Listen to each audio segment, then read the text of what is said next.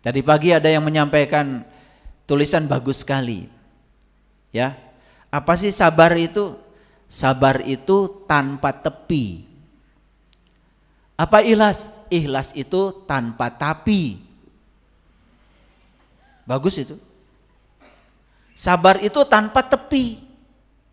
Jadi kalau kita masih membatasi sabar, itu enggak sabar itu. Sabar itu tanpa tepi itu. Menerima segala sesuatu apa adanya tanpa syarat. Tanpa tepi, itu baru sabar. Makanya Asmaul Husna yang terakhir itu As-Sabur itu. Ar-Rahman, Ar-Rahim, Al-Malik, Al-Qudus, puncaknya As-Sabur itu. Jadi ternyata untuk mencapai As-Sabur itu harus melewati Ar-Rahman, Ar-Rahim, Al-Malik, Al-Qudus, As-Salam. Puncaknya itu As-Sabur. Makanya sabar itu tanpa tepi. Kalau ikhlas tanpa tapi.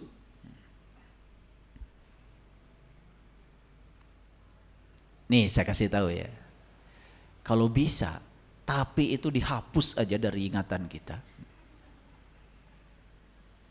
Karena tapi itu kadang-kadang ya kata sambung yang hanya membuat kita melakukan yang sebaliknya.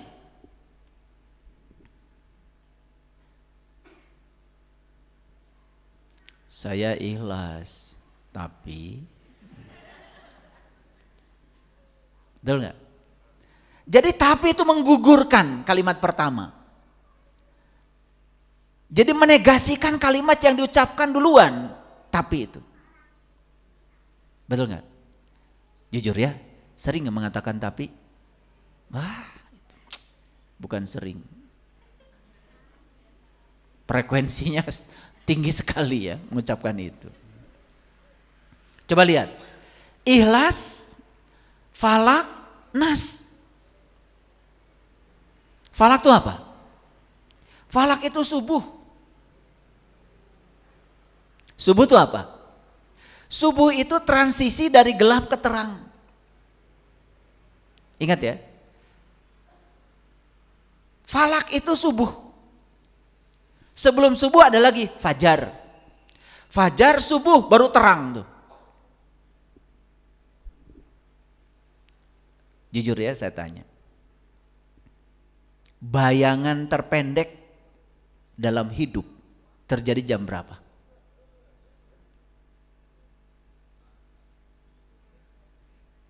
Jam berapa?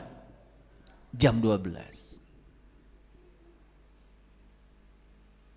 Bayangan terpendek itu akan terjadi jam 12. Ketika matahari berada pada posisi terdekat dengan kita. Dan bayangan yang terjauh terjadi pagi-pagi. Ketika posisi matahari masih jauh. Tetapi fasenya adalah al-falak, al-fajar, al-falak baru mencapai jam 12.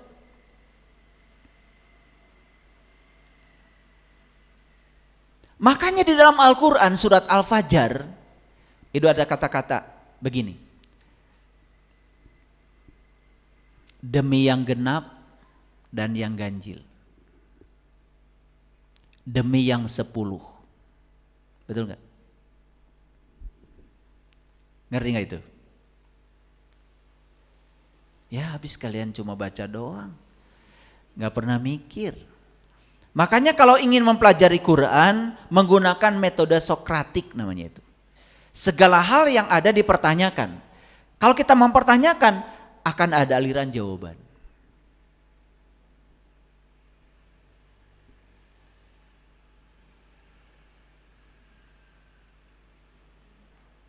Kenapa 10? 10 itu 1 dan 0. 1 dan 0. Jadi orang itu harus jelas 1 atau 0, iya atau tidak. Lihat orang-orang yang tegas, yang punya prinsip, iya atau tidak. Dan orang-orang yang di antara ya dan tidak, lihat tuh orang-orang yang ragu-ragu.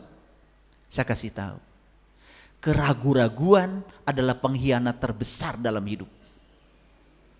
Kenapa? Semua yang menyebabkan kita kalah, semua yang menyebabkan kita tidak memperoleh kemenangan dalam hidup, itu adalah keraguan-raguan. Mau sekolah ragu, mau bisnis ragu, mau olahraga ragu, mau pergi ragu, mau ngaji ragu. Lihat tuh orang yang ragu-ragu, tidak berbuat apa-apa. Dan keraguan-raguan adalah pengkhianat terbesar dalam hidup. Maka mereka yang punya keraguan-raguan dalam dirinya, dia sudah berkhianat pada dirinya sendiri. Hidup itu ya atau tidak, iman atau tidak iman. Kalau iman, iman yang beneran. Jangan cuma ngaku-ngaku juga orang beriman. Jangan setengah iman. Semua yang setengah itu nggak beres.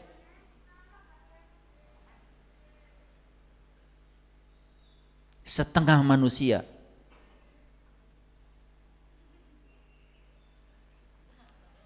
Apa ya itu namanya?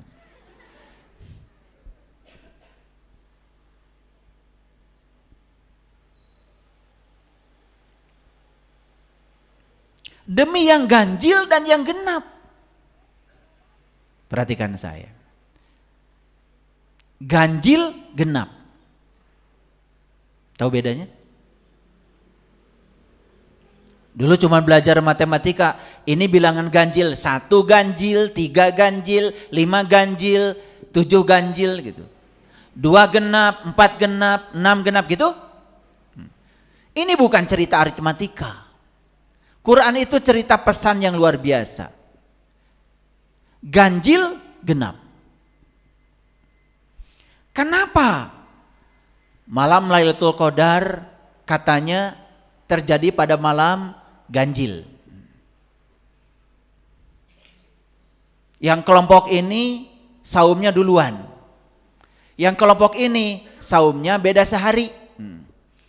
Kata ini ganjil, kata ini genap. Kata ini genap, kata ini ganjil. Pusing kan? Jadi bingung kan Lailatul Qadar sebenarnya terjadi tanggal berapa? Ya tergantung mulai puasanya tanggal berapa kan begitu, betul nggak?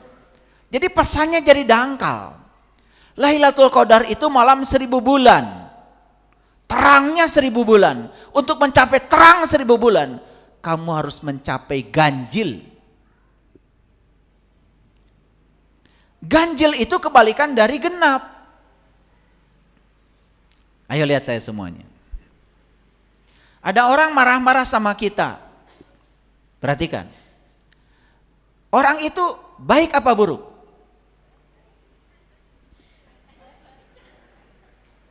Oh, pura-pura aja. Ada orang menghina kita. Baik apa buruk? Ada orang menipu kita. Baik apa buruk? Oke. Semua peristiwa di luar kita sebetulnya awalnya itu netral. Lalu disebut baik, buruk, benar, salah. Itu karena kita sudah melakukan penilaian terhadap peristiwa itu. Dan setiap energi di alam semesta ini netral. Nuklir itu netral. Bisa menjadi baik dibuat pembangkit listrik. Tapi bisa menjadi buruk kalau dipakai perang. Jadi baik dan buruknya nuklir itu tergantung si penggunanya. Nuklirnya sendiri netral. Jadi orang yang menghina kita netral. Orang yang menipu kita netral. Orang yang mencaci maki kita netral. Awalnya netral, tapi ketika dinilai oleh pikiran kita, itulah munculnya baik buruk, benang sarah, senang tidak senang, kan di situ munculnya. Ketika diberi nilai, ketika benar salah, baik buruk, itu menjadi genap. Padahal awalnya ganjil. Makanya kalau ingin mencapai 1000 bulan, ganjilkan dulu sudut pandangmu. Gimana caranya? Tidak ada satu peristiwa pun di alam semesta yang tidak ada kehadirannya. Dan setiap peristiwa yang terjadi pasti itu kebenaran.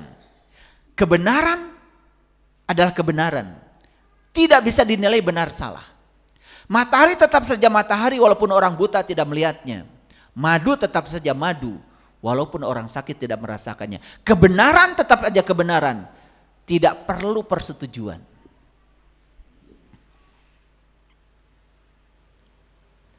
Jadi kalau segala sesuatu dipandang ganjil, dipandang netral, gak ada masalah.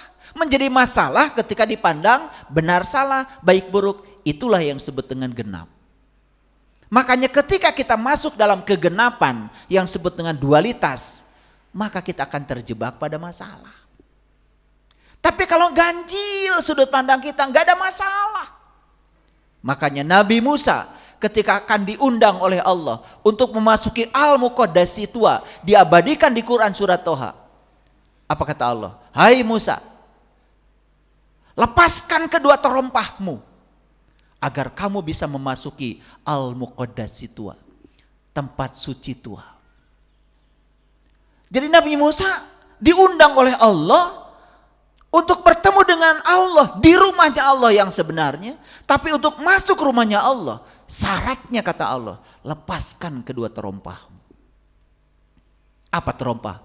Terompah itu kiri kanan. Terompah itu pasangan.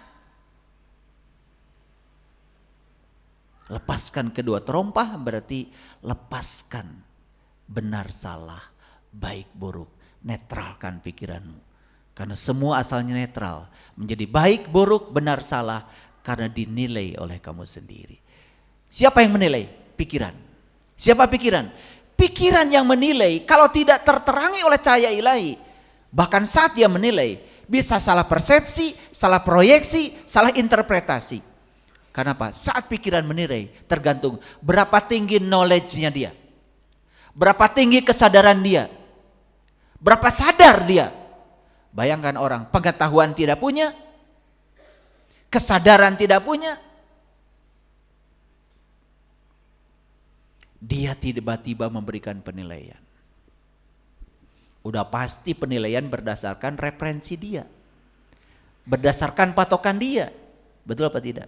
Kan berbahaya. Bayangkan orang yang bodoh disuruh menilai. Makanya yang jadi juri kan biasanya orang yang pakar di bidangnya. Juri nyanyi pasti pinter nyanyi. Juri nari pasti pinter nari. Juri musabakoh pasti juara musabakoh. Juri tinju pasti berkecimpung dalam dunia tinju. Betul? Tidak mungkin seseorang tiba-tiba diangkat jadi juri. Ada mau pertandingan nyanyi. Mohon maaf Bu RT, Bu RT aja jurinya. Bu RT nyanyi pun tidak, cuman karena jabatannya Bu RT harus jadi juri, kan kacau. Disuruh nyanyi juga nggak bisa. Betul nggak? Iya. Saya berkali-kali jadi juri cerdas tangkas fisika. Lah kalau saya ahlinya. Dan saya ditempatkan di situ karena masyarakat tahu kalau saya memang pakarnya. Nah, pengetahuan tidak punya, kesadaran tidak punya, tiba-tiba disuruh untuk menilai. Kebijaksanaan tidak bisa, sudah pasti tidak profesional yang dinilai. Paham? Nah, makanya ikhlas dulu, baru falak. Siapa yang sudah mengawali kehidupan dengan ikhlas tadi, ikhlas tanpa tapi,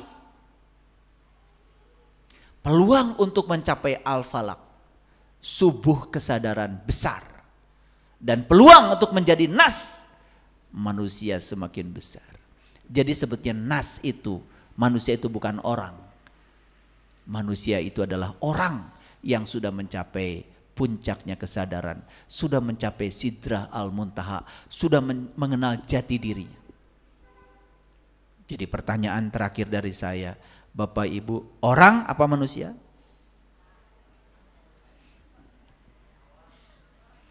Ada yang pintar jawabannya sama saya. Saya katanya orang yang OTW jadi manusia. Wah, OTW terus. Udah gitu OTW-nya, oh tungguan we. Rusak kalau gitu. Ya, mau jadi manusia? Lewati Al-Fatihah, Al-Baqarah, Al-Imran, An-Nisa, Al-Maidah. Lewati semua fase-fase itu. Lewati Al-Ikhlas, Al-Falaq, puncaknya An-Nas. Maka di YouTube pernah saya sampaikan, saya pernah kaji dahsyatnya 3 surah terakhir itu. Mungkin ada yang pernah nonton itu. Silakan dilihat kembali ya. Karena kajian kita hari ini menanggapi perlakuan tidak cerdas dengan cerdas. Baik. Kita lihat satu ayat dalam Al-Quran. Ini surat Al-Fussilat, surat ke-41 ayat 34. Wala tastawil hasanatu wala sayyi'atu.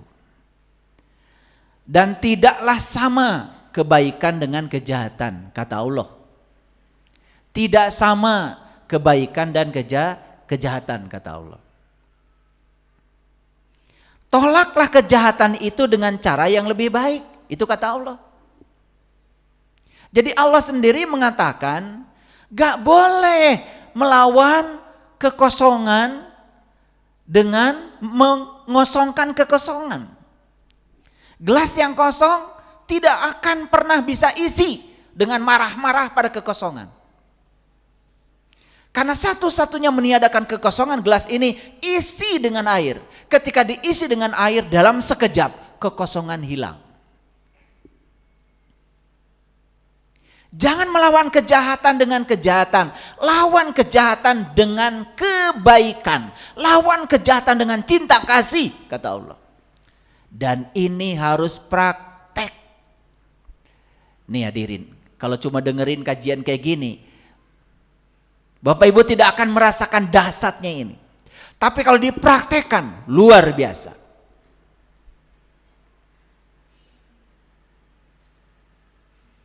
Mungkin saya pernah cerita, ini pengalaman pribadi saya, nyata dalam hidup saya. Istri saya seorang pebisnis dulu.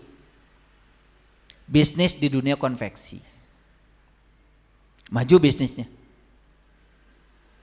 Karena saking majunya bisnis, banyak temannya yang titip modal. Saya kalau sama istri, kalau urusan penghasilan istri dan bisa bisnis, itu sudah silakan. Saya tidak akan pernah mengganggunya. Saya sebagai suami tetap harus menafkahi istri. Itu prinsip saya. Makanya saya tidak tahu. Ada teman-temannya yang titip modal tuh nggak tahu. Sampai suatu saat, namanya siang kan tidak abadi. Namanya malam tidak abadi. Yang abadi itu kan sebetulnya siang dan malam. Tidak ada bisnis sukses terus. Tidak ada juga bisnis gagal terus. Karena sukses dan gagal seperti dua sisi mata uang. Dan itu dibutuhkan. Ingat ya, kita akan hambar dan tidak merasakan kesuksesan kalau kita belum pernah merasakan kegagalan. Karena bumbu untuk merasakan kesuksesan ada pada rasa saat kita mengalami kegagalan. Jadi sukses dan gagal itu sebetulnya dua sisi kebenaran. Orang yang sadar ini tidak akan menolak. Dia akan menerima semuanya tanpa syarat. Oke? Singkat cerita.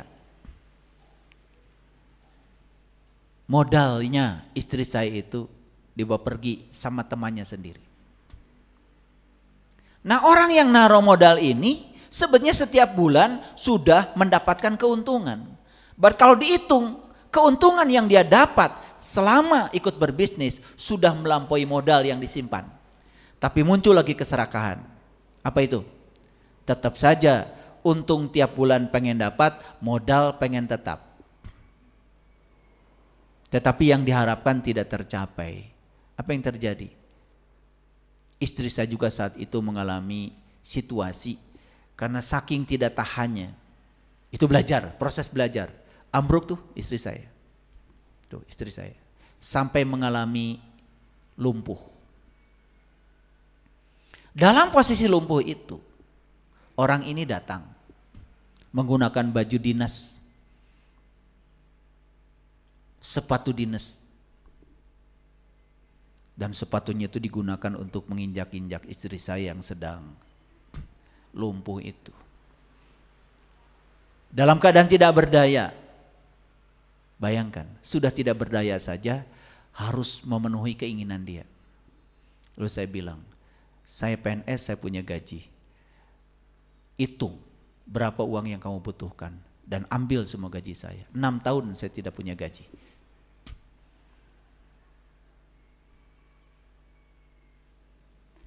Dan saya tetap baik sama dia.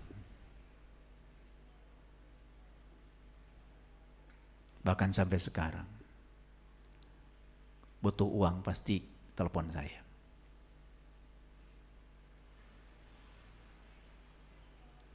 Kira-kira Bapak Ibu bisa nggak begitu? Apa dikira belajar spiritual itu menghafalkan ayat-ayat, menghafalkan hadis-hadis? Hadirin, hafalan itu tidak akan menolong apa-apa. Yang bisa menolong itu adalah latihan.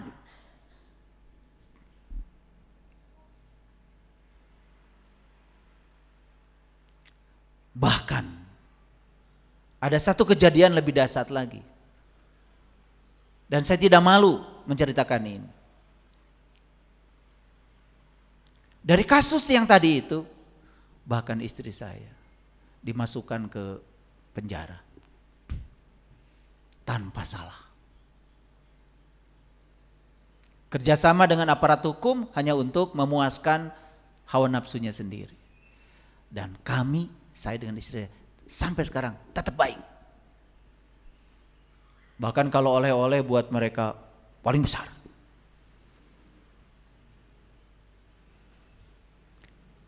Jadi kalau ada orang yang buruk sama kita, kemudian kita melakukan keburukan lagi pada orang itu, sebetulnya kita tuh sama bodohnya, sama tidak cerdasnya, sama gak warasnya.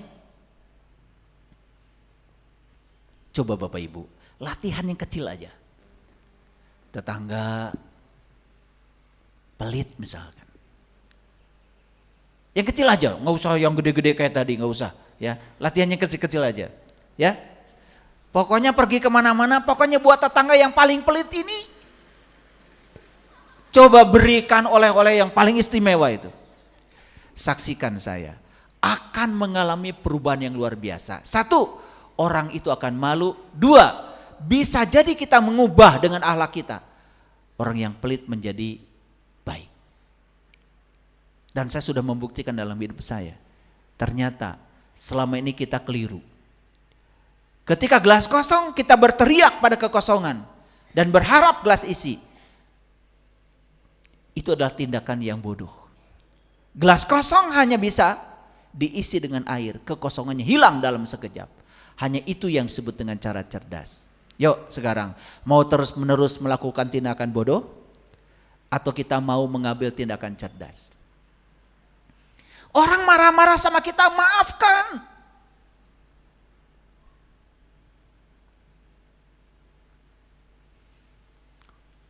Orang melakukan sesuatu yang tidak kita harapkan, pahami. Coba, latihan.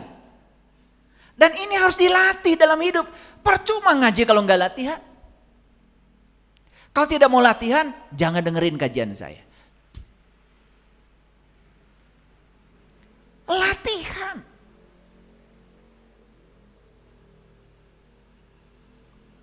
Dan nanti ketika kita melatih ini luar biasa. Maaf. Ketika pasangan memperlakukan sesuatu yang tidak kita inginkan, kita tetap saja seperti matahari. Memberi, dan memberi. Walaupun kita belum menerima. Tapi ingat suatu saat, kalau kita memberikan cinta, hadiah cinta itu cuma satu, dicintai. Makanya jangan memaksakan cinta, ungkapkan saja cinta. Hasilnya dahsyat. Saya sudah membuktikan dalam hidup saya. Semua orang-orang yang membenci saya, bahkan tidak punya alasan apa-apa. Ketika kita baik terus sama dia, berubah total menjadi sangat baik. Inilah ayatnya, perhatikan. Ini kata-kata Allah dalam Al-Quran. Mungkin Bapak Ibu baru hari ini dengar ayat ini, tetapi camkan ayat ini. Dan tidaklah sama kebaikan dan kejahatan. Tolaklah kejahatan itu dengan cara yang lebih baik. Maka tiba-tiba orang yang antaramu dan antara dia ada permusuhan, seolah-olah telah menjadi teman setia. Saya punya masalah dengan seseorang. Orang itu selalu jelek pada saya. Tapi saya terus saja baik sama dia. Saya tidak mau melawan kejahatan dengan kejahatan. Saya lawan kejahatan dengan cinta kasih. Saya lawan kejahatan dengan kebaikan. Apa yang terjadi? Kata Allah di ayat ini, suatu saat ini orang akan menjadi teman setia. Dan kalau kita bisa mengubah musuh menjadi teman setia, bukankah itu keren? Teman kita bertambah. Yang kedua, kita telah mengubah watak orang. Hadirin, lembutnya air, batu saja yang keras, kalau terus menerus, walaupun satu tetes lama-kelamaan batu bisa berlubang. Masjid yang kita diami saat ini, kekuatannya bukan pada semen, bukan pada bata, bukan pada pasir, bukan pada batu, bukan pada besi. Kekuatannya ada pada air. Tihang yang ini tidak akan ada kalau tidak ada air. Beton-beton ini tidak akan ada kalau tidak ada air. Silakan mencoba. Coba praktek. Besi sudah ada. Semen sudah ada. Pasir sudah ada. Semua sudah ada. Silakan ngecor tanpa pakai air. Jadi siapa yang menyatukan semuanya? Yang keras-keras tadi siapa yang menyatukan? Yang menyatukan air. Coba dalam keluarga semuanya keras. Istri keras, suami keras, anak keras. Gak ada yang warasnya. Siapa yang menyatukan kalau begitu? Semua yang keras itu tidak punya kekuatan kalau tidak disatukan dengan yang lembut. Satu-satu yang bisa menyatukan adalah air. Makanya hadirkan air di situ. Hadirkan kelembutan di situ. Air itu saking lembutnya, ditusuk pakai pedang pun, ditusuk pakai belati, ditebas pakai pedang, tidak pernah terluka. Semua kalau selembut air tidak pernah terluka. Kalian yang gampang terluka ini, gampang sakit hati ini, wajah-wajahnya kelihatan di sini. Kenapa? Karena kalian masih keras. Belum lembut. Kenapa belum lembut? Gak dilatih. Gak dilatih. Karena yang dimakan, yang diberikan kepada kita ke sini hanya nutrisi untuk ego, bukan nutrisi untuk kesadaran. Dan tadi saya buka dengan pernyataan. Kalau kita sebagai karyawan berantem dengan bos kita, walaupun kita menang saat kita berantem, tetap saja kita kehilangan masa depan di tempat kerja itu. Apa untungnya? Tetap aja kita kalah. Tetapi kita merasa menang. Siapa yang dimenangkan? Ego yang diberi makan. Makanya perhatikan saya. Yang gampang tersinggung dengan hal-hal yang sepele, gampang sakit hati, itu bukti bahwa kita ini masih kaku dan keras, belum lembut. Saya kan kalau jalan gemah gulai, bukan itu maksud saya.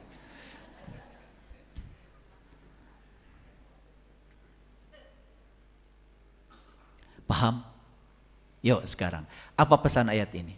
Pesan ayat ini, bisa nggak kata Allah, kalian bisa mengubah musuh menjadi teman setia?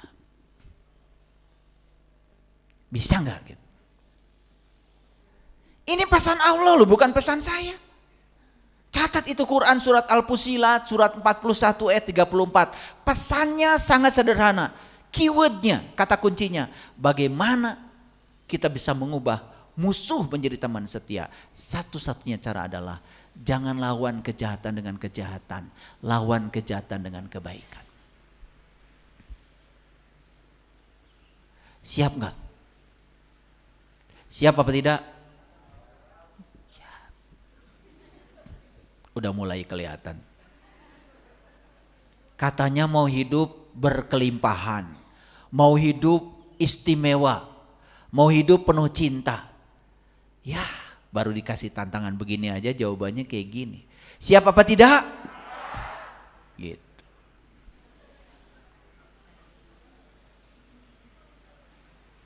Siap apa tidak? Oke. Percuma ngaji ini. Dari mana ini? Cilacap satu bis datang ke sini. Pulang dari sini cuma dengar kata-kata saya percuma. Semua yang saya sampaikan mulai kecil-kecilan dipraktekkan. Ya, jangan berusaha mengosongkan kekosongan dengan mengosongkannya. Jangan berusaha melawan kegelapan dengan kegelapan. Karena tidak ada yang bisa mengusir kegelapan kecuali cahaya. Belajar menjadi orang yang sadar. Makanya judul hari ini menanggapi perilaku yang tidak cerdas dengan cara yang cerdas. Coba mulai tanggapi dengan cara yang cerdas. Jangan ikut-ikut tidak cerdas. Tong sarwana